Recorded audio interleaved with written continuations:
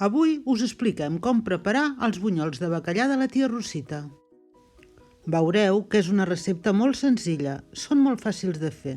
Necessitem 400 grams de bacallà, remullat i esquixat, un ou, un parell de cullerades de brandi, 25 mil·lilitres de llet, un parell de cullerades de farina, una cullera de postres de llevat químic, 2 grans d'all, julivert i oli d'oliva verge.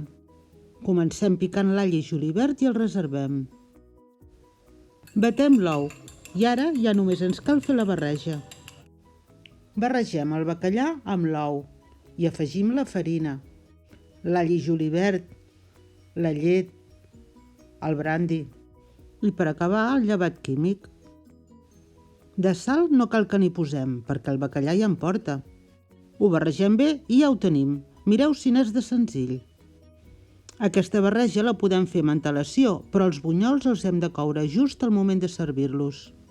Agafem un cassó petit amb força oli. Aquest oli després l'aprofitarem. I quan l'oli sigui calent, els anem fregint.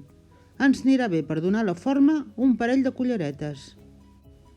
Els anem fregint per tandes. I mentre aprofitem per demanar-vos que si us agraden les nostres receptes us subscriviu al nostre canal. La subscripció és gratuïta, només heu de prémer el botó. A mesura que els anem coent, els anem deixant damunt d'un paper de cuina. I ja els tenim.